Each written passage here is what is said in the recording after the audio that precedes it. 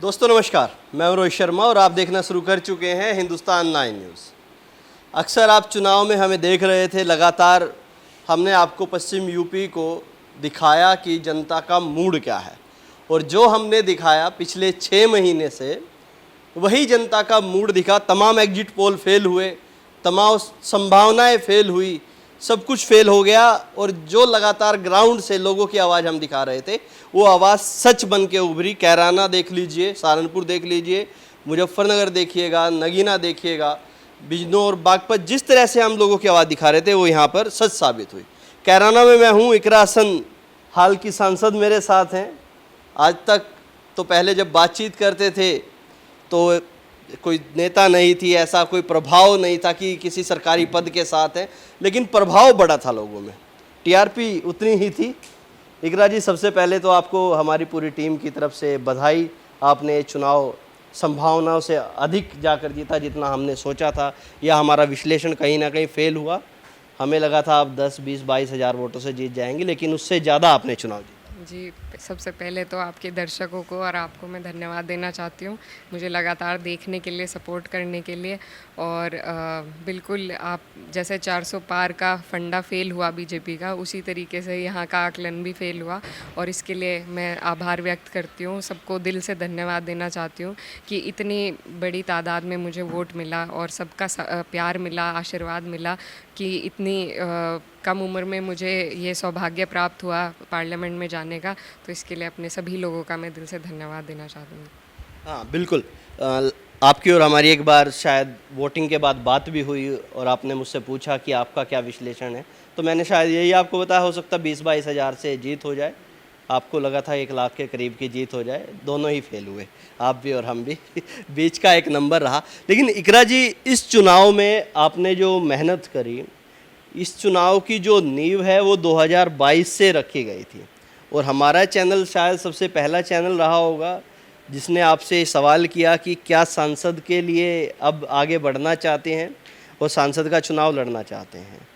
तो उस समय ही एक नींव रखी गई थी कि इकरा हसन कैराना से सांसद पद की प्रत्याशी समाजवादी से हो जाएंगी। तब लगा था कि इतना आसान हो जाएगा, इतना इजी हो जाएगा, सारे समीकरण ऐसे बैठेंगे, पक्ष हो या विपक्ष हो। मदद तो सबने की है, अंदर खाने बाहरी लोगों ने भी कर दी, अंदर के लोगों ने भी कर दी। लगा था ऐसा सब कुछ हो जाए। नहीं, देखिए, बहुत किसी भी चुनाव के जर्नी में बहुत सारे उतार चढ़ाव आते हैं, और हमारे चुनाव में भी कम नहीं आए। पहले टिकट के लिए, और उसके बाद गठबंधन थे जो टूटे, फिर नए समीकरण बने, और जो हालात रहे, तो एक बहुत उतार चढ़ाव का सफ़र रहा। लेकिन जिस तरीके से हमें सबका समर्थन मिला, सबका सहयोग मिला, और जो नाकामी भाजपा की रही, वो भी एक बड़ा कारण है कि 2 बार लोगों ने पूर्ण बहुमत के साथ उन्हें बैठाया था, और जिस तरीके की अपेक्षाएं उनसे थी उस पर वो खरे नहीं उतरे, और इसी के जवाब में आज ये परिणाम हमारे सामने हैं। तो ये ऊपर वाले का करना है कि हमारे लिए उन्होंने ऐसी सेज सजाई कि सब आसान होता चला गया। कुछ लोगों का मानना है, कुछ भाजपा के नेताओं से आपकी चुनाव से पहले मीटिंग भी हुई और उन्होंने आपको हर संभावित जितनी भी मदद करने की जो भी बातचीत थी वो कोशिश की और मदद की भी चुनाव में, ऐसा कुछ है? जी, ऐसा कुछ नहीं है। देखिए, ये लोकल समीकरण है, हमारे लोकल नेता हैं, सबके पुराने भी ताल्लुकात हैं, तो सबसे हमारी बातचीत वैसे भी होती है। और क्योंकि जब भी कहीं सामाजिक स्तर पर हम लोग मिलते हैं तो सबसे दुआ सलाम तो रहती है, लेकिन इसके अलावा कोई इस तरीके से समर्थन या सपोर्ट चुनाव के लिए हो, ऐसा ना तो किसी भाजपा के नेता ने अपनी पार्टी से बगावत करी है और ना हमें सपोर्ट करा है, तो ऐसा कुछ नहीं है। लेकिन एक जो जनरल भावना थी, तो उसको प्रभावित करने में मुझे लगता है कि जो लोकल हमारे भाजपा के नेता हैं, कहीं ना कहीं वो भाप चुके थे कि इस बार क्योंकि जो हमारे माननीय सांसद जी हैं उनकी एंटी इनकम्बेंसी थी, तो उसके लिए जो बाकी लोग हैं वो हाथ खड़े, मेरा मानना है, कर चुके थे कि उनके भी कहने से उनके लोग नहीं मान रहे थे।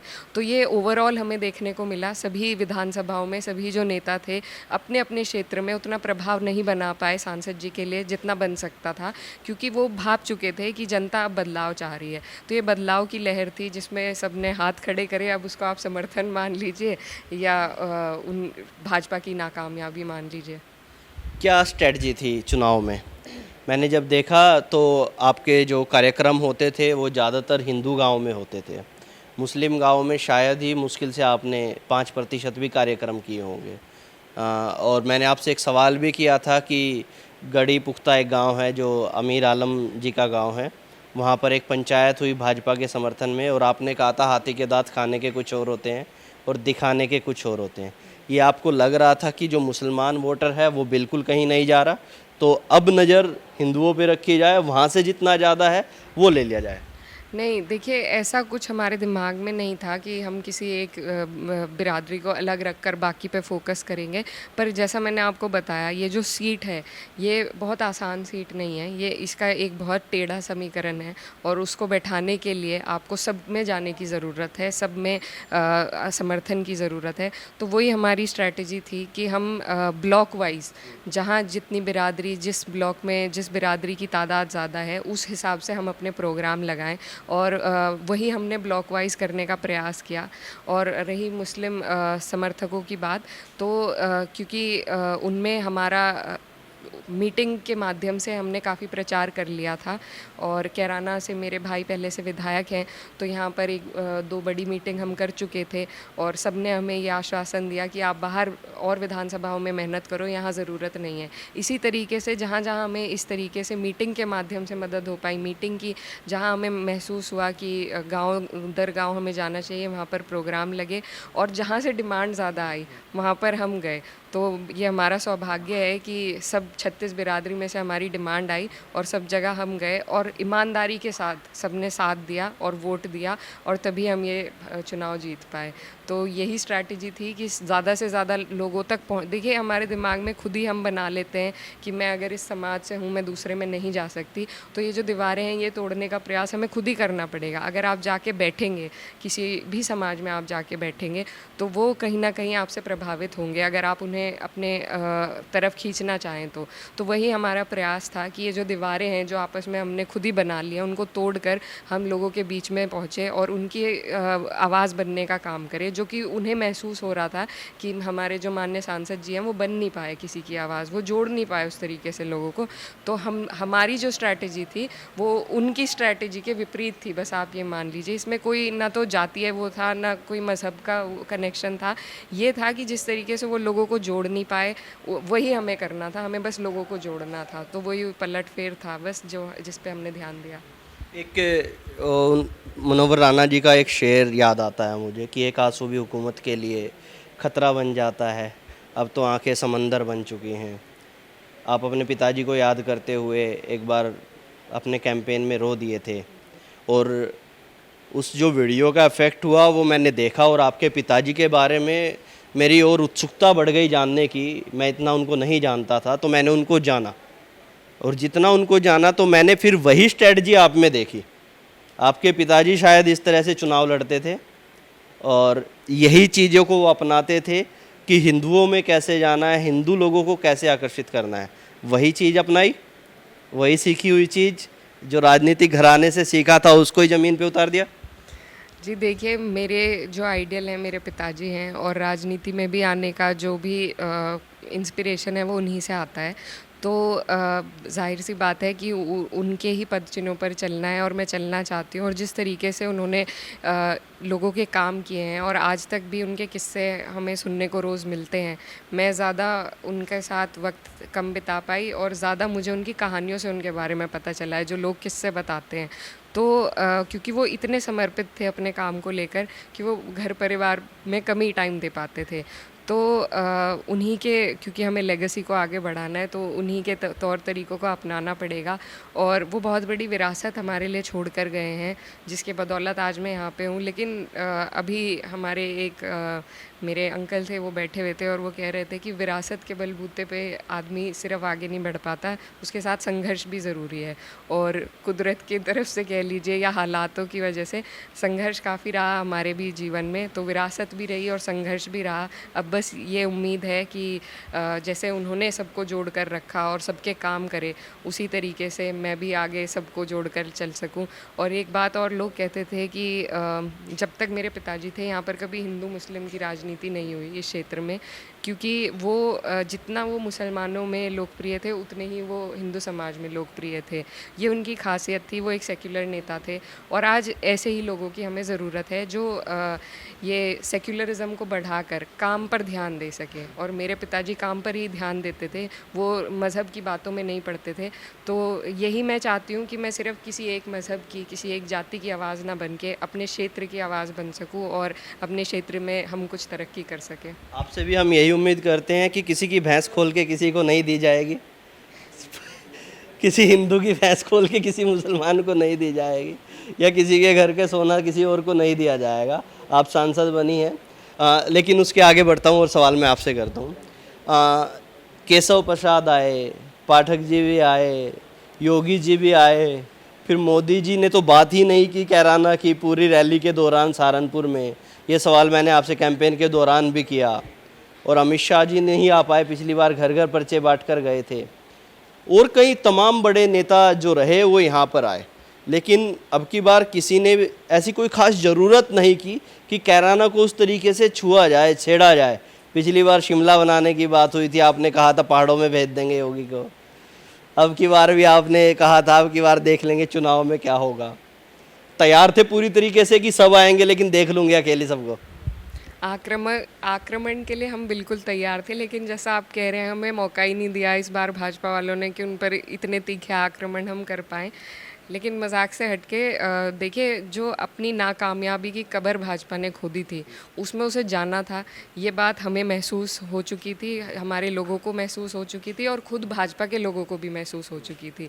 तो इसमें ज़्यादा कुछ करने, शायद इसीलिए उस तरीके से पहले चरण में वो थोड़े और ओवर कॉन्फिडेंट थे। और मैं कहना चाहती हूँ कि शायद पहले चरण में जो ऑपोजिशन था उन्हें अंदाज़ा नहीं था कि वो इतना अच्छा कर पाएंगे। तो हमारा जो चरण रहा वो थोड़ा शांत रहा।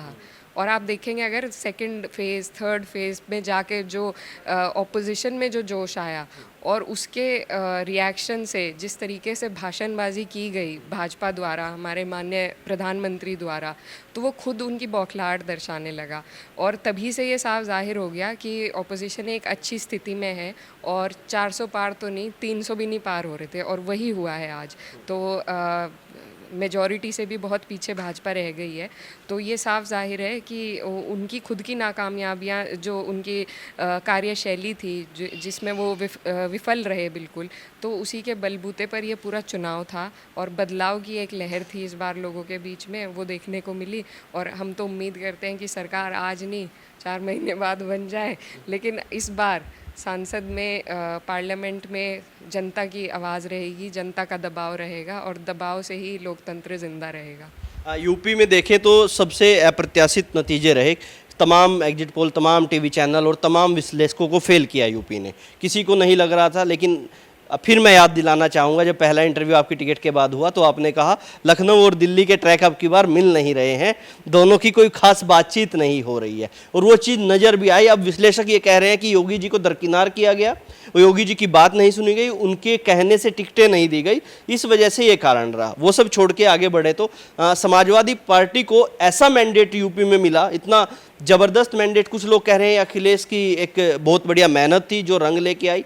लेकिन जब मैं कुछ भाजपा समर्थित लोगों से मिलता हूं तो वो कहते हैं कि जो समाजवादी पार्टी के टाइम में गुंडा राज होता था, कहीं वो ना आ जाए, उस डर से लोग थोड़ा सा डरते हैं। कोई ऐसी समस्या तो इकरा जी नहीं बन जाएगी कि समाजवादी पार्टी के पास मैंडेट है और उस तरह की समस्या लोग रात को डरते हुए निकलने में थोड़ा सा ये हो जाए कि रात को निकलना कैसे है, 7 बजे बाद घर पहुँचना शुरू कर दें, रिश्तेदारों को 3 बजे बाद बुलाना शुरू कर, ऐसा कुछ तो नहीं हो जाए यूपी में?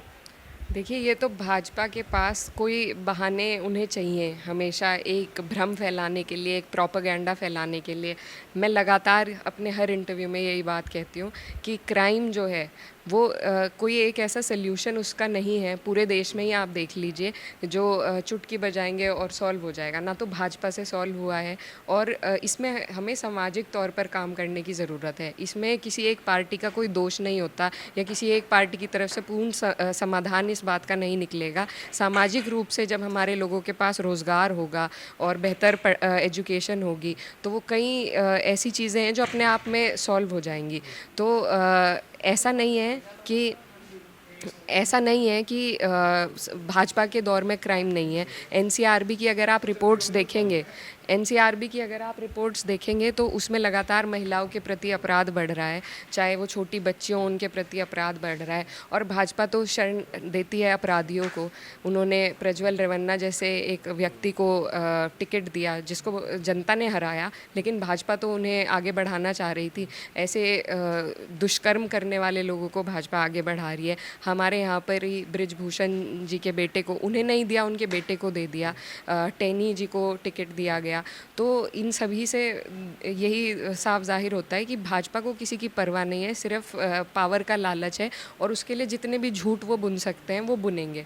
और जैसा आपने कहा कि हमारी जो पार्टी है तीसरी सबसे बड़ी पार्टी बनकर उभरी है और मैं बहुत खुश हूँ और अपने पूरे पार्टी के समर्थकों को, पदाधिकारियों को और अपने वरिष्ठ नेतागणों को और हमारे सबसे अहम हमारे माननीय राष्ट्रीय अध्यक्ष जी को, उनकी जो सूझबूझ है, जिस तरीके से उन्होंने चुनाव से पहले पीडीए का नारा दिया और उसके आधार पर टिकट वितरण किए और उसी के आधार पर हम लोग ये इतनी बड़ी जीत हासिल कर पाए कि आज विपक्ष में हम तीसरी सबसे बड़ी पार्टी बनकर बैठेंगे। तो ये बहुत बड़ी उपलब्धि है और ये इसीलिए है क्योंकि यूपी की जनता 2 टर्म से जूझ रही है भाजपा के राज में और अब समझ गई है कि जो राज समाजवादी का था वो बेहतर था, वो सबका राज था, उसमें सबकी सुनवाई थी, विपक्ष में के लोगों की भी सुनवाई होती थी। आज अगर हम भाजपा में अपने लेटर हेड पे लिखकर कोई काम भेजते हैं तो वो कभी पूरा नहीं होता, लेकिन जब हमारी सरकार थी तो कई ऐसे काम थे, थाना भवन में कई ऐसे काम पहुँचे, थाना भवन के कुछ नेता हैं जो वहाँ पर पहुँचे थे हमारे अध्यक्ष जी के पास और उन्होंने उन्हें काम दिए। उस टाइम बहुत से लोगों ने रोकने का भी प्रयास किया कि ये भाजपा के हैं, लेकिन हमारी पार्टी ऐसी है जो काम में यकीन रखती है, चाहे फिर विपक्ष के लोग हों, पक्ष के लोग हों, जनता का काम होना चाहिए। और सामाजिक सुधार के लिए सबसे ज़्यादा आवाज़ उठाने वाली हमारी पार्टी है और सामाजिक सुधार से ही क्राइम ख़त्म होगा। इकरा जी, आज आपके यहाँ जब मैं आया तो लड्डू बट रहे थे, लोग जीत के लड्डू खा रहे थे। हालांकि कई लोग कमेंट करते हैं इंटरव्यू में कि अब दोनों बहन भाई शादी वाले लड्डू कब खिलाएं लोगों को। नाहिद हसन शादी कब कर रहे हैं और उसके बाद इकरा हसन शादी कब कर रही हैं? जी, ये सब भी जल्दी इसके बारे में अभी तो कुछ नहीं है, लेकिन अभी तो काम पर ध्यान है, पर जल्दी इस मामले में भी सबको जानकारी दी जाएगी और जैसा ऊपर वाले ने चाहा वैसा होगा। तो मेन तो काम की बात है। किसी ने मुझे एक चीज़ कही थी कि लड़कियों की डेजिग्नेशन अगर कोई इंजीनियर है तो वो चाहती हैं कि कोई हमसे अपर वाला पैकेज वाला हो, कोई एमबीबीएस है तो उसको एमडी चाहिए, एमडी है तो वो डीएम ढूंढती हैं, आईपीएस है तो आईएएस देखती हैं। अब आप सांसद बन गई हैं तो किस तरह की डेजिग्नेशन अब चाहिए कि शादी के लिए इकरा हसन अब मुख्यमंत्री ढूंढ रही हैं या कैबिनेट मंत्री या फिर कोई प्रेसिडेंट या फिर किस तरह की ऐसा कुछ नहीं है ना, इस बारे में मैंने ऐसा कुछ सोचा है अभी, लेकिन जैसे ही कुछ होगा तो सबको बात सामने आएगी और सबको बताया जाएगा। अब क्योंकि एक पब्लिक लाइफ हो गई है तो कुछ भी जीवन में होगा तो वो अपने लोगों तक भी ज़रूर पहुंचाया जाएंगे और एक डिग्निफाइड वे में बताया जाएगा सभी को। चलिए, ये सभी को इंतज़ार रहेगा कि ये आप लोगों को कब बताएंगी। आपको फिर से एक बार हार्दिक शुभकामनाएं। बहुत सारी बातें मुझे करनी थी, लेकिन आज आप लोगों को एक बार ज़रूर कहिए कि हिंदुस्तान 9 न्यूज़ को सभी सब्सक्राइब कर लीजिए। पूरा चुनाव बखूबी जनता की आवाज़ हमने लोगों तक पहुंचाई, तो एक बार आप कहिएगा लोगों को। मीडिया जो है वो हमारे देश में चौथा पिलर है डेमोक्रेसी का और आज क्योंकि हमारे देश में लोकतंत्र मजबूत हुआ है तो उसमें कहीं ना कहीं मीडिया का बहुत बड़ा हाथ है और आगे भी रहेगा। और अब जो सोशल मीडिया के माध्यम से मीडिया बनी है उसमें हमारा जो चैनल है हिंदुस्तान 9 वो धरातल पर मेहनत करके लोगों की आवाज़ सब तक पहुंचाने का काम करते हैं, दूर दूर से अपनी जनता के व्यू पॉइंट को रखते हैं, आगे पहुंचाते हैं और इसके लिए मैं आप सभी का धन्यवाद देना चाहती हूँ। आप लोग बहुत मेहनत करते हैं और अपने सभी आपके दर्शकों से, अपने सभी लोगों को कहना चाहूँगी कि आप लोग इस चैनल को, मेहनत करने वाले चैनल को सब्सक्राइब करें, सपोर्ट करें और लाइक करें। और आपका बहुत बहुत धन्यवाद। आपका भी बहुत बहुत धन्यवाद। तो आप इनकी बात मान लीजिएगा, आप चैनल को फटाफट से सब्सक्राइब कर लीजिएगा और जल्दी एक इकरा जी के साथ पॉडकास्ट हमारा आने वाला है। बढ़िया से 1-1.5 घंटे का पॉडकास्ट आपको दिखाएंगे। अभी 2-4 दिन लोगों से नमस्ते हो जाएगी, उसके बाद फ्री हो जाएंगे तो तब हम दिखाएंगे। अब तक के लिए इतना ही। मैं रोहित शर्मा, आप देख रहे हैं हिंदुस्तान 9। जय हिंद।